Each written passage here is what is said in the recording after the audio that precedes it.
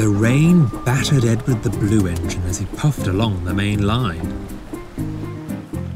The storm had raged across the island for a week, making life on the railway difficult. The trucks had been troublesome too. They hadn't wanted to venture out in such awful weather. This made him late heading to the big station. Edward didn't mind though. With every wheel turn, he grew more and more excited. The Fat Controller had just finished work on a new engine shed, and there was to be a special train of enthusiasts to take pictures of all the steam engines to celebrate its grand opening.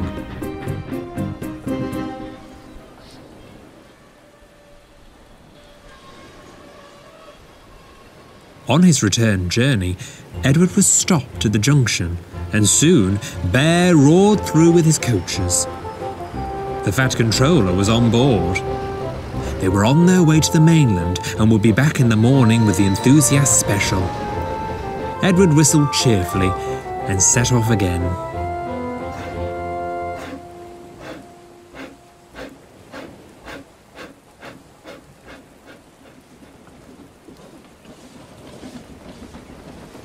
As he approached his station, he was surprised to see the breakdown cranes hard at work on the line. Trucks lay at odd angles and coal was everywhere. He surveyed the scene as he passed by cautiously. "What happened here?" he murmured.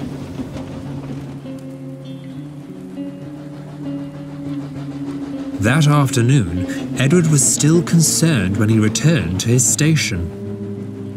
Boko was shunting the cranes into the yard. Before he could ask anything, Boko huffed indignantly. "It isn't fair. They're going to send him away." "Whom do you mean?" "It's Diesel. Percy had a bad accident at your station today, Edward, and James says he saw Diesel push some trucks into him. Since the Fat Controller is away, the inspector is in charge and he's decided to send Diesel away. He'll be back on the mainland before the morning." "You must be able to persuade the inspector to think otherwise," asked Boko. "It all seems incredibly unnecessary." "The evidence seems clear. I can't change that," sighed Edward sadly. "What is it?" "The facts have not been fully explored." "Who cares?" shouted Bill. "He's had it coming for ages," added Ben. "That doesn't mean the inspector has any right to be so harsh on him," explained Boko. "He's changed a lot over the years. He deserves a fair trial." Edward considered the case. "I'm off to take Rosie's train while she's at the works. Please, Edward, show a little kindness on Diesel." And then, in a quiet, hurt voice, added, "I thought this mistrust of Diesel's was behind us." Boko rolled away.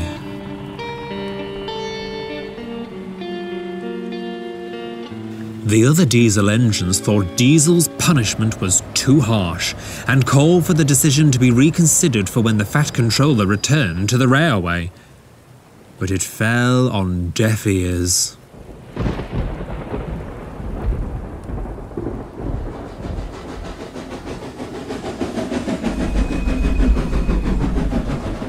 Edward could hardly take notice of the grand new sheds as he puffed crossly in.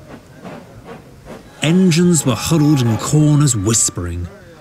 Percy was surrounded by workmen as the inspector was telling them what to do.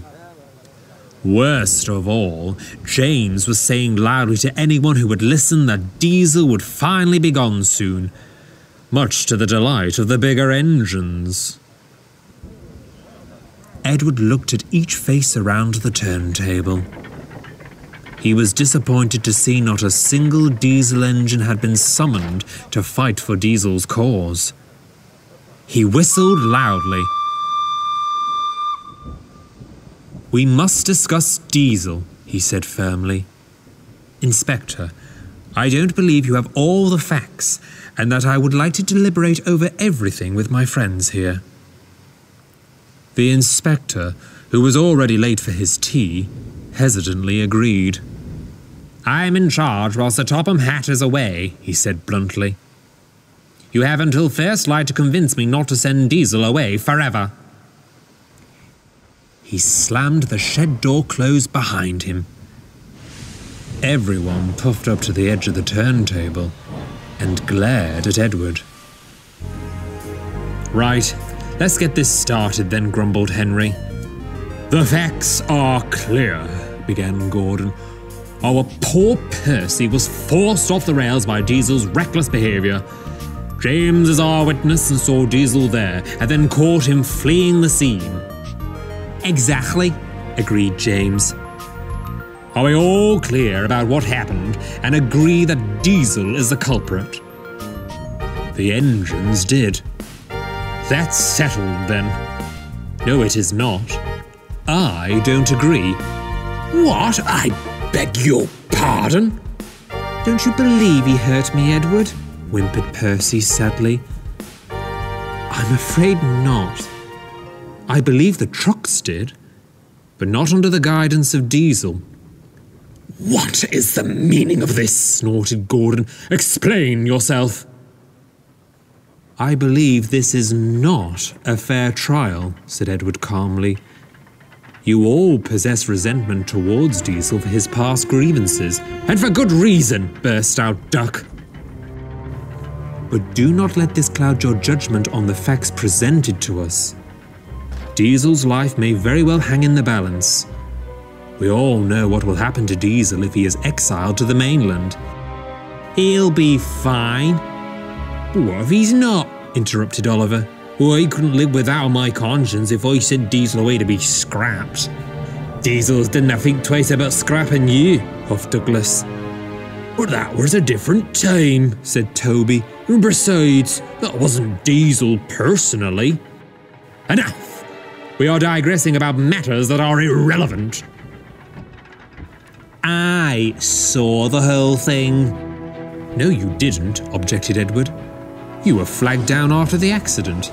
So how did you see Diesel push Percy off the rails? Well, I didn't see that particular part of the crime. But I did see him run away. Indeed, innocent engines don't just run away, puffed Thomas. Only those that have something to hide, added Henry. Emily interjected. Well, maybe he thought you'd all prejudge him. I can see at least 8 engines here that would do that without a reason. The engines began to grumble. Nonsense, she makes a perfectly valid point. Accusing us of prejudice? No better than you accusing Diesel. Let us take a vote, announced Edward. All in favour of guilty, please sound your whistle. And all those in favour of innocent. Oliver, gasped Duck. After all Diesel did to me. Oh, that was years ago. You must learn to put the past behind you. I have. Betrayer! Nothing of the sort. He's allowed his own opinion, Gordon. I don't think Diesel did it. No one saw him do it, just that he was there. Rubbish! Of course he did, cut in Henry. I saw him a few hours before being careless with the trucks. Bumping them about, he looked in the right frame of mind to run anyone off the rails. We all get like that sometimes with the trucks, admitted Thomas. That's nothing new there. Are you sticking up for him? I'm only making a point. Besides, nearly all of us bump our trucks to make them behave. What's to say Diesel wasn't just doing that? Because all Diesels are devious, grunted Douglas. You can't trust them, agreed Donald. What year are we in? Who's rattled your bell? Have we decided to go back in time and undo everything we've built with our Diesel companions? Or are you all just shallow? Toby! No, all Diesels are devious. Some of them are our closest and most loyal of friends. Mavis has been nothing but an exceptional friend to me, and there are plenty of others like her and many of you. There's Boko and Daisy and bear the name Buffy? The engines thought for a moment. They've helped us through many situations. Of course, there are those we don't see eye to eye with, but that's the beauty of having different personalities. Diesels are like us. There are those who are kind and endearing. Then there are those who are pompous and insufferable. Right you are, Toby, reconsidered Donald, and we take back what we said. But we still didn't reveal why young Diesel was bumping those trucks. I know the freight diagrams, and Diesel was bumping coal trucks. He wasn't rostered to pull them. But Diesel is a shunter. Maybe he was preparing the train, and maybe he stole it to run our wee Percy off the rails. Taking something that's not yours. Sounds familiar, murmured Thomas. Remember my special coach? The twins looked hurt. And swapping tenders so you could deceive the Fat Controller, added Edward. Ach, are we on trail here? What's your point? The point is, we all make mistakes and sometimes we do silly things to conceal it, so we won't get into trouble, explained Edward. Maybe the whole situation was an accident and nothing more, finished Thomas. The twins muttered something to each other. It wasn't distinguishable amongst the other engines, but they knew not to disturb them. They finally stopped whispering and crossly looked away from each other. After a long silence, Edward asked for another vote. All in favour of guilty, please whistle.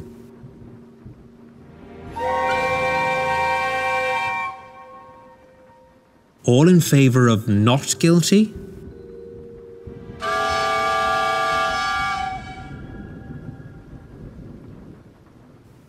complete divide, observed Toby. Percy, do you still believe Diesel is guilty? Of course he does. Shut up and let him speak, snapped Thomas. Diesel has played tricks on me before. Remember the time, Duck? He was sent to help us at the harbour.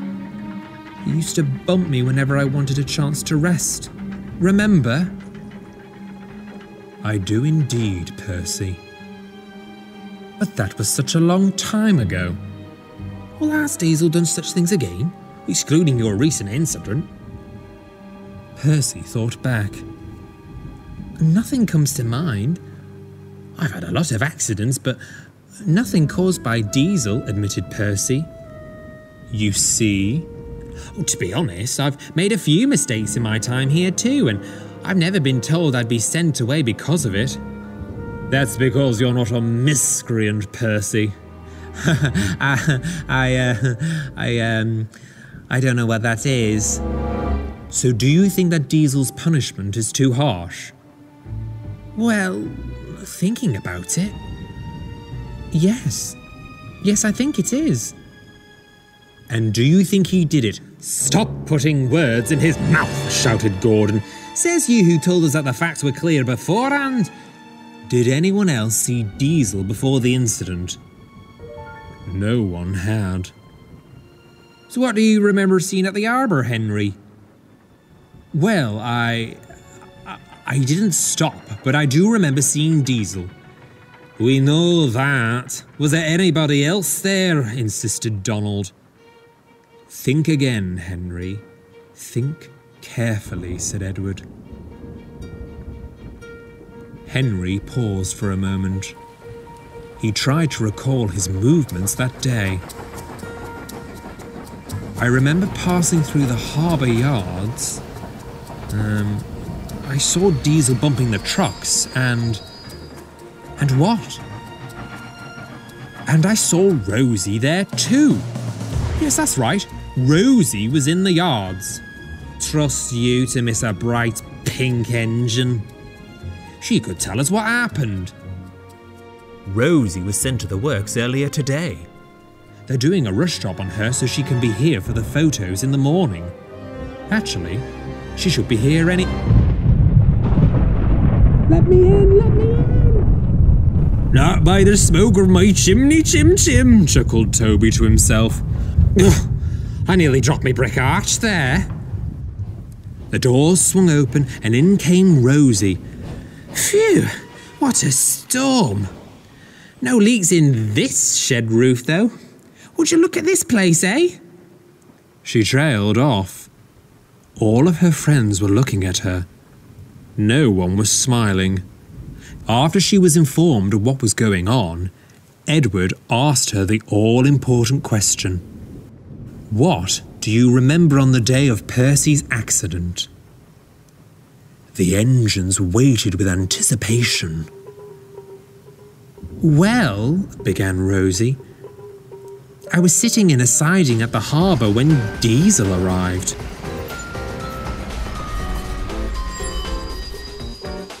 Shunting coal trucks for you isn't how I thought I'd be spending my day, grumbled Diesel. Well, know this, Diesel. I am very appreciative of your help. Besides, you'd only be shunting elsewhere. How did you damage your buffers anyway? Bill and Ben have been bumping the trucks about when they are bored. One rolled right into me. Driver says my buffers are badly cracked, that I'll need new ones at the works. And I'm apparently the troublesome one. Bill and Ben are reckless. And you're just a wreck, laughed the trucks. Shut up and get in line. Diesel bumped the trucks furiously.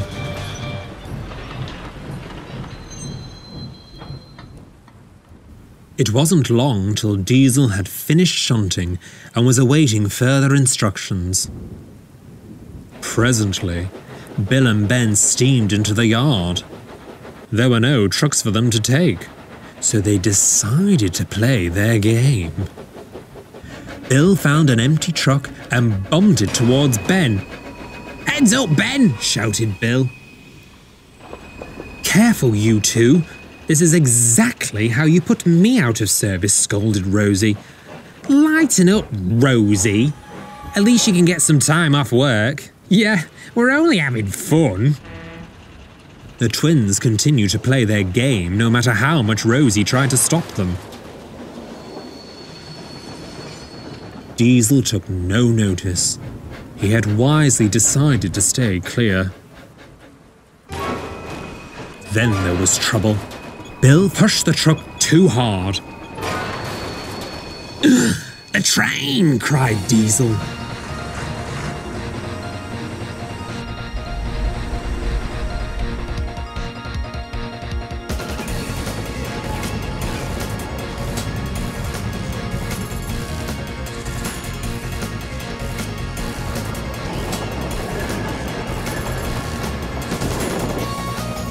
Diesel was panting up behind with every ounce of strength he had.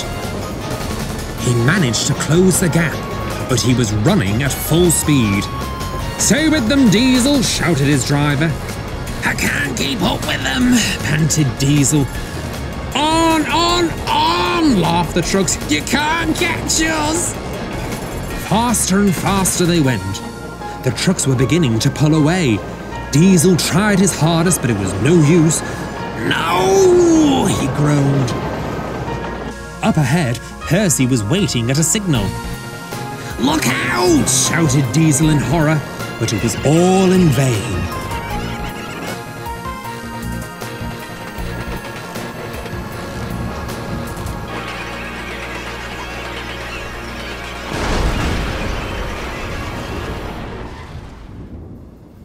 So Diesel tried to stop the runaway, exclaimed Thomas. Indeed, he ran right after it and didn't stop to think about his own safety, explained Rosie. It was very brave of him. Bill and Ben have gotten away with it, and poor Diesel is accused of being the culprit. I'll see to it that Bill and Ben get their comeuppance, replied Edward firmly. I tried to tell someone, but no one would believe me. This changes everything. We can't sentence him to exile if he is innocent. The facts are clear now. All in favour of innocent, please whistle. We've cleared Diesel's name. Where is he anyway? Oh, I think he's over by the goods shed in the yards. He isn't anymore, said the shedmaster. I've just got word from the signalman. He was told to leave and has already left the yards about an hour ago. Then we must intercept him, cried Edward. The engines frantically steamed out of the sheds in a desperate bid to stop Diesel. Poor Diesel, whispered Percy. What have we done? It was a nightmare. The engines could barely see anything in the storm and would call out to the signalmen in their boxes. Please, they would say, it's an emergency. And so the normal night trains were all set aside to allow them through.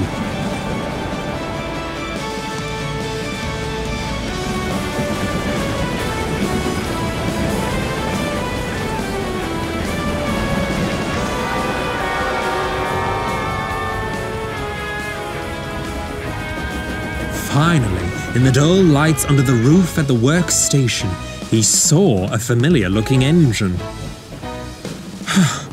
Diesel! Thank goodness you're still here, panted Edward. I've no choice, said Diesel. He won't let me go. You're not going anywhere. Whatever are you engines doing here? Called the station master. Old Frank in the box there has been telling me his phone has been ringing non-stop for the last hour about this Diesel. The inspector is on his way. Explain. As Edward told the tale, more engines arrived on the scene, all pleading their case. The station master was a kind man and listened carefully. Right, he said, when they had caught him up to speed. We'd better be quick then. The inspector will be here soon. I'll speak with control to get you back to the new sheds. All of you.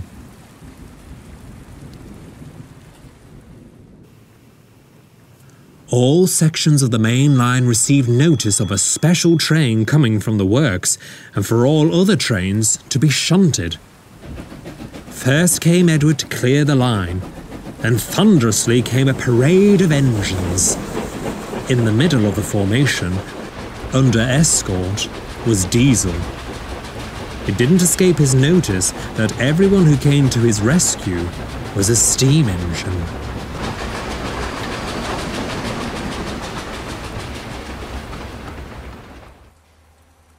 By morning, the storm had eased to a light rain as the special train arrived. Bear got as close to the sheds as he could, but Gordon, James, and Henry were outside waiting.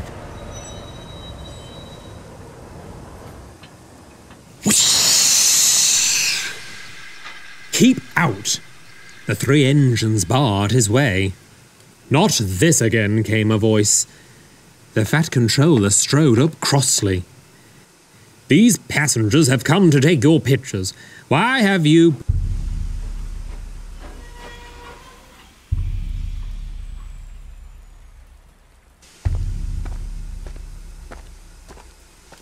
Whatever is the matter, Edward? Please, sir, ask Bear to leave the passengers there until you've had a chance to come in, sir, he frowned.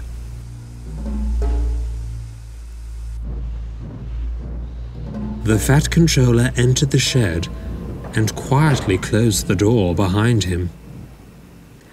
The dispute he saw was acrimonious. The inspector was berating every engine around the turntable. His clothes were soaked and he looked like he hadn't slept a wink.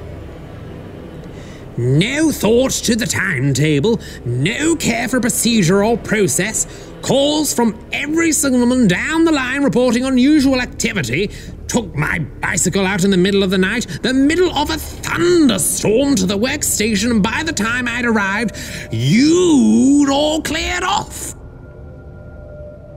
Ruined my uniform, signalmen colluded and conspired against me to get you back home in your warm little sheds.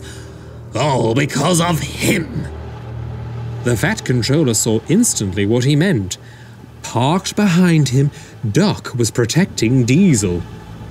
He was hissing steam ferociously at the inspector. You said you'd give us until first light to figure out the truth, Percy jeered. But you sent Diesel away during the storm anyway. You didn't have all the facts, scowled Toby. Silence! Sir Topham Hatt left and put me in charge. An engine caused a severe accident. I made the decision to part ways with this troublesome Diesel. Did you really think I was going to let you lot tell me what to do?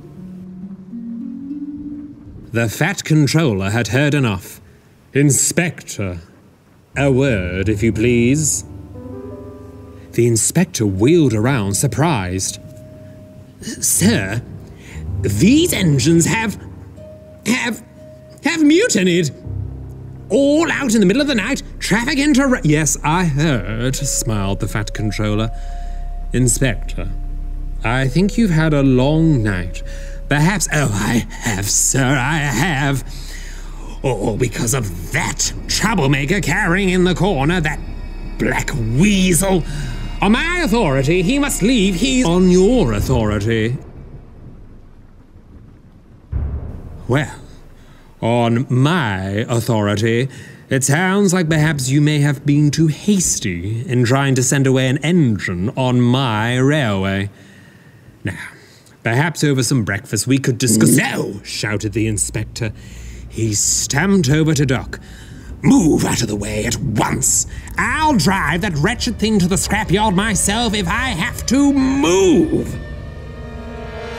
Doc stood firm.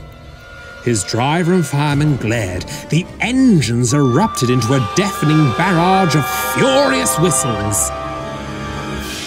The Fat Controller sighed. He had tried.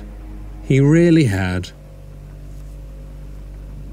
Inspector, he said calmly, this magnificent new shed is railway property, and you must be a member of railway staff to be here. Please leave. The inspector's shoulders twitched.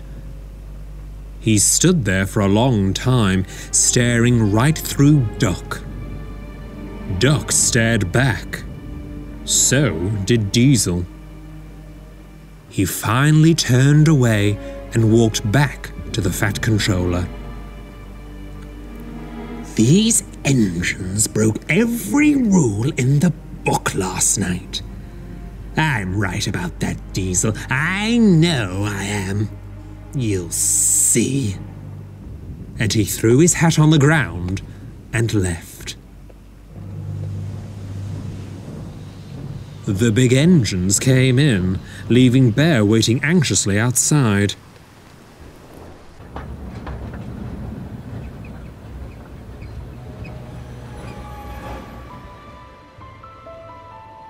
I see before me an array of meddling engines. I do not approve of interference. This is my railway and I give the orders, I give the judgment, and I serve the punishment. However, I am not blind to what you have done. You have saved a fellow locomotive from a malicious prosecution. An act I'm sure was difficult to obtain considering the character that was under scrutiny. I am humbled you stood by, Diesel, and hope your actions will speak on your behalfs to him. Well, sir, I think if it hadn't been for Edward being so level-headed, most of us would have jumped to the wrong conclusion. Indeed, the Fat Controller considered. Well, we all make mistakes. It's what we learn from them that's the most important of all. Now, are you all ready? I'm sure the enthusiasts are keen to see you all. Goodness knows what they think has been happening inside here. I'll be on my way then, came a voice. Diesel spoke up for the first time all morning. The enthusiasts are here to take photos of steam engines. I'd be ruining their pictures. Not a chance, smiled Edward. Diesel looked around. All the engines were looking at him, beaming. "This shed is for the Fat Controller's engines," said Henry simply.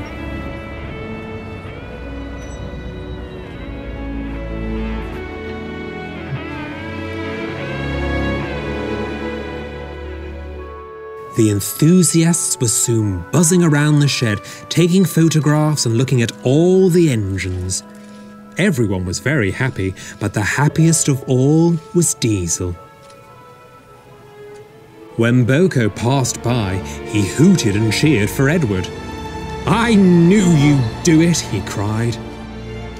Edward beamed contentedly.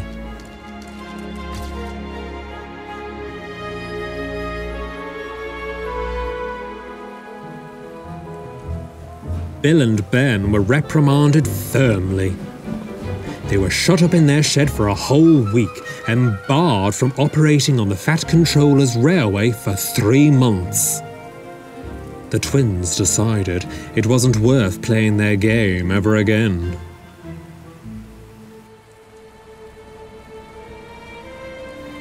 Diesel remained on the railway. He never expressed his feelings, nor did he acknowledge the engine's involvement thereafter.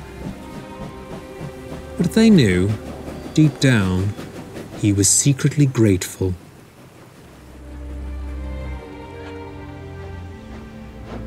Edward never mentioned that Duck had never whistled for Diesel's innocence in the final vote.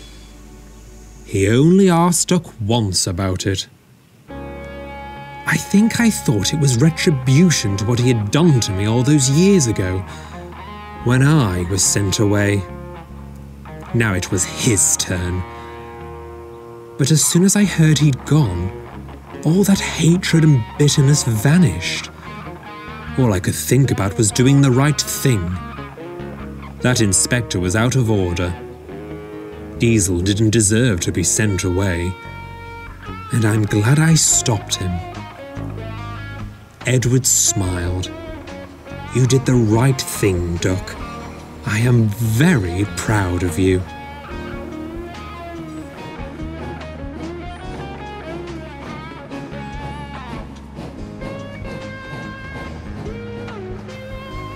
Edward knew that Duck and Diesel would never be friends, but it seemed at long last Duck had finally let the past go.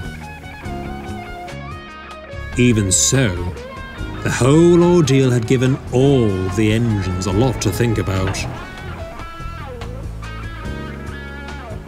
It seems in life, the facts aren't always clear after all.